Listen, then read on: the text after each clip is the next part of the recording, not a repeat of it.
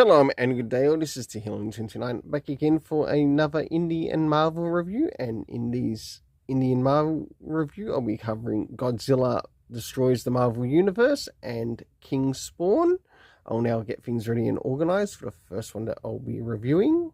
So, as we move into the Godzilla verse that destroys the Marvel Universe, I think it would have been better if it was versus the Marvel Universe instead of destroys the Marvel Universe.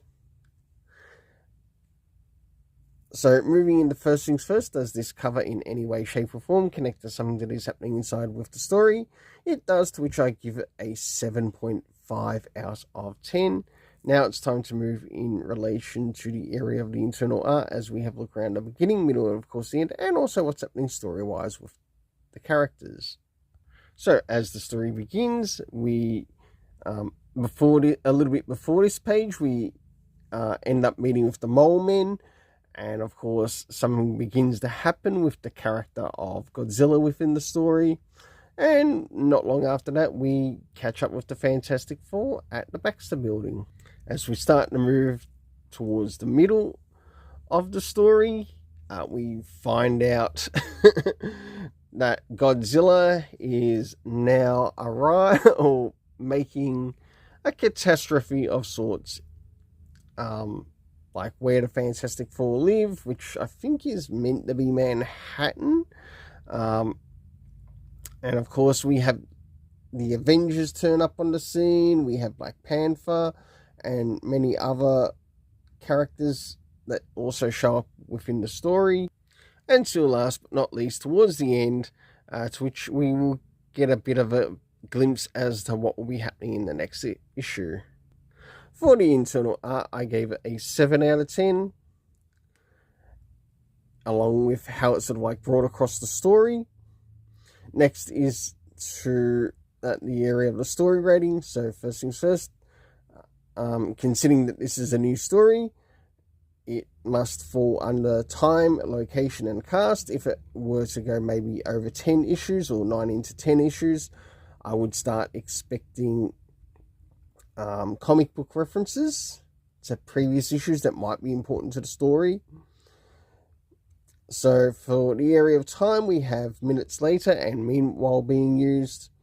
Next is the location, to which we have the Baxter Building. We got to see the Daily Bugle and the Sanctum Sanctorum, to which we also have the appearance of Doctor Strange within the story. And last but not least, we have Godzilla, the Mole Men, the Fantastic Four, and also a number of the Avengers turning up on the scene, and of course the members connected to the Spider-Verse.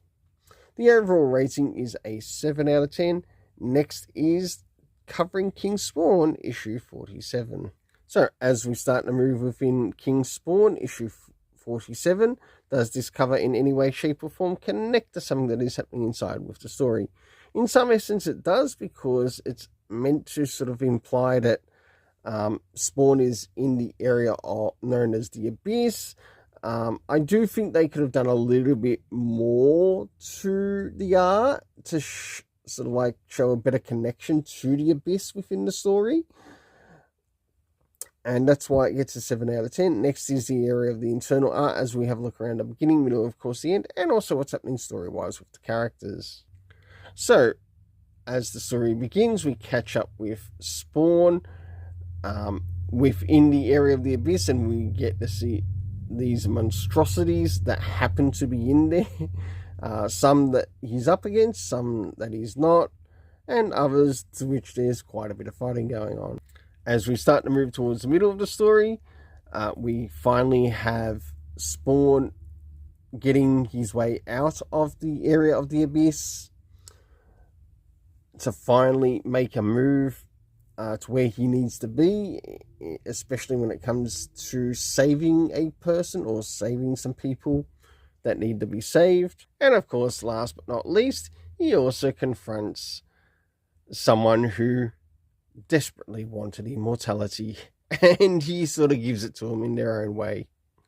For the internal art, I gave it a 7 out of 10. Now it's time to move in relation to the area of the story. So first things first, Did we get any comic book references to anything previous connected to this issue that might be important? No, we didn't. Next is the area of time, to which we have 1 week actually being brought up in the narration. That is actually happening by Al Simmons' Spawn.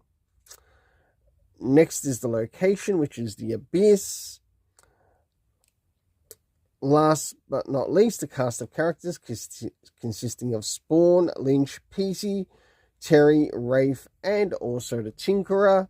The overall rating is a 7.5 out of 10. I am starting to find that I'm enjoying this story so far with King Spawn.